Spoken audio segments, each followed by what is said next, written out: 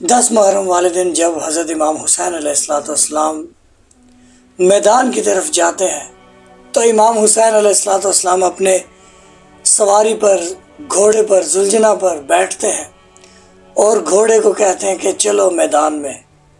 تو وہاں پر گھوڑا آگے نہیں بڑھتا، گھوڑا رک جاتا ہے۔ تو مولا حسین علیہ السلام نے کہا کہ کیا اے گھوڑے تم نے بھی میرا ساتھ چھوڑ دیا؟ اور گھوڑا اشارہ سے نیچے کی طرف گردن جھکاتا ہے۔ امام حسین علیہ السلام دیکھتے ہیں کہ گھوڑے کے پاؤں میں ایک بی بی بیٹھی ہوئی ہے جو کہ حضرت امام حسین کی بیٹی ہے۔ تاریخ اس کو 6 سالہ بھی بتاتی ہے بی بی سکینہ، اور 4 سالہ بھی تاریخ اسے بتاتی ہے۔ حضرت امام حسین علیہ السلام اترتے ہیں، اپنی بیٹی سے پیار کرتے ہیں۔ بابا آپ کہاں جا رہے ہیں؟ مولا حسین علیہ السلام فرماتے ہیں بی بی میں آپ کے لیے پانی لینے جا رہا ہوں۔ بی بی سکینہ اپنے والد امام حسین علیہ السلام کو کہتی ہے کہ بابا آپ مت جائیں، بابا بھیا علی اکبر بھی پانی لینے کے لیے گئے تھے، وہ بھی نہیں آئے، ان کی لاش آئی۔ بابا میرے چچا عباس بھی پانی لینے گئے تھے، وہ بھی نہیں آئے۔ بابا آپ مت جائے، جو بھی جاتا ہے واپس نہیں آتا۔ بی بی ضد کرتی ہے کہ بابا ایک دفعہ آپ مجھے اپنے سینے پر سلائیں۔ امام حسین علیہ السلام اپنی بیٹی کو سینے پر سلاتے ہیں۔ بی بی سکینہ سلام اللہ علیہ اپنے بابا کے سینے پر سو جاتی ہے، اور بی بی زینب سلام اللہ علیہ بی بی کو خیموں میں لے جاتی ہے، اور مولا حسین علیہ السلام میدان کی طرف بڑھتے ہیں، اور پھر وہاں مولا حسین علیہ السلام کی عصر کے ٹائم شہادت ہو جاتی ہے۔ پھر اس کے بعد کیا ہوتا ہے کہ جب بی بی اٹھتی ہے، اپنے بابا حسین کو ڈھونڈتی ہے، وہ منظر ایک آپ کو پیش کرنا چاہتے ہیں، ایک نوحہ سنانا چاہتے ہیں جس نوحے میں یہ سارا منظر قید ہے۔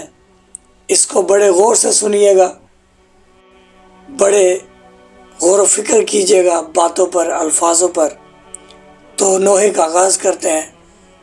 مصائب ہے اس نوحے میں، بسم اللہ اللہم صلی اللہ۔ جب بی بی سکینہ سلام اللہ علیہ امام حسین علیہ السلام کے سینے پر سوئی تھی، جب بی بی اٹھی ہے نا تو شام غریبہ کا ٹائم، خیموں میں آگ لگی اور فوج آتی ہے، خیموں کو آگ لگاتی ہے اور بیویوں کی چادریں چھینتی ہے۔ وہاں پر بی بی سکینہ سلام اللہ علیہ کے کانوں میں جو بالیاں ہوتی ہیں وہ امام حسین نے اپنی بیٹی بی بی سکینہ سلام اللہ علیہ کو تحفے میں وہ بالیاں دی تھی۔